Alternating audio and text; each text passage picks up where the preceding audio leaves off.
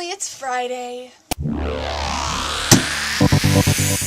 Okay, so today I'm going to talk about this book, The Fault in Our Stars by John Green, also known as Typhoeus. I'm going to try not to have any spoilers, but I'm going to allude to ideas within the novel and stuff, so if you haven't read it, I would probably recommend not watching this, because I would feel really bad if I spoiled you, and this is such a good book that it would be really sad if you kind of knew what was going to happen, so don't watch my video. Instead, go watch this lovely video by Paige L. Finch, who I found during Project for Awesome, and who is really cool, and I really enjoy her videos, so go watch that one instead. If you're still here, that means you've read Typhoeus. Okay, can I just say that I really love this book? I laughed, I cried, I screamed, and I felt all the things! Just like John wanted me to. My copy isn't Hankler fished like yours, you lucky face, but it is signed. I got my J scribble going on there. I like it a lot. I also got The Fault in Our Stars audiobook read by John Green from DFTBA Records, and it's how I experienced the book the first time, I listened to it. It came, obviously, with the audiobook, and then this DVD where John talks about the book, and with this, things are falling, with this Hectic Glow ticket stub, and wristband, which is currently next to my The Star on Ground band, which is awesome, and then some postcards from Indianapolis, Amsterdam, Funky Bones, and the Ruins. So, those are really fun. They're going on my wall. And it also came with this awesome styrofoam block! Whoa! So cool! Okay, moving on to the book itself. I completely adored Gus and Hazel. I thought they were really fun characters. I think John's writing has really improved. He's a 34-year-old man who effectively wrote about the inner workings of a 16-year-old girl's mind. That's pretty awesome. I thought it was well done. One of the only things I had a problem with when it came to John's writing, though, is the clothes that Hazel wears.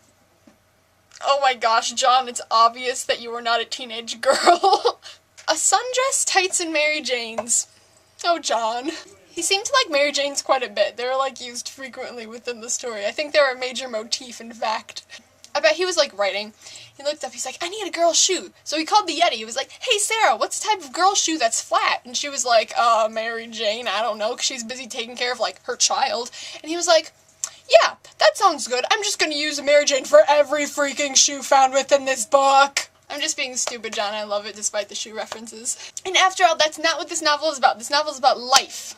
And I think it very effectively captured what life is like for the demographic he was writing about. I mean, I haven't had cancer, so I'm not sure, but the way the book portrays the emotions and thoughts of such people really makes sense, and I'm pretty sure it's fairly accurate, especially since he talked to Esther about these things and she was going through that. I like especially when Hazel's talking about how the stereotypical spiritual cancer kid is complete crap, and how the wise beyond their years cancer children don't actually exist, because in the end they're just teenagers who are trying to live life and just happen to be, dying. That's really sad. That's a really sad statement, but it's true. That's this whole book. It's just true for the most part, Except for the tights. I also like the inclusion of Staff Sergeant Max Mayhem and his apparent inability to die, which contrasts with the main characters of the novel, and how their struggle is inward rather than outward, like Max's is. John has previously said that Paper Towns is a reaction and response to Looking for Alaska, and how the character of Alaska isn't generally, fully understood or, possible.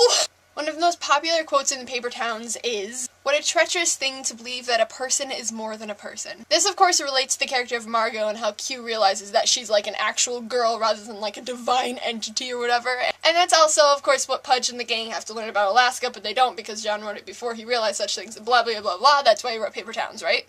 So anyway, I think in Typhoeus, John is responding to a comment that one of his characters made in An Abundance of Catherines. Colin says, "What's the point of being alive if you don't at least try to do something remarkable?"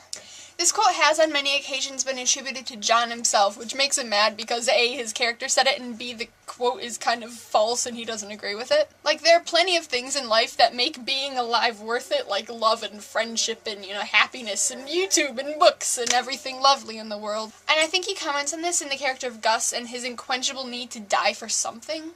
But of course that's a bit ridiculous because Gus's life was pretty awesome, even though he never got the chance to do remarkable things like Staff Sergeant Max Mayhem. After reading Tifios and kind of having a glimpse into what it might be like to be a 16-year-old girl with cancer, I have taken a look at my NaNoWriMo novel, in which one of the characters is an 18-year-old girl who has cancer, and that's just pretty close, you know? I'm in revisions now, and I'm concentrating on making her more real and not like the stereotypical romanticized cancer kid that you read so much about. So John's writing is making my writing better, and I thank you for that, Mr. Green. Well, Emily, this video is quite long. DFTBA, and I'll see you on Monday.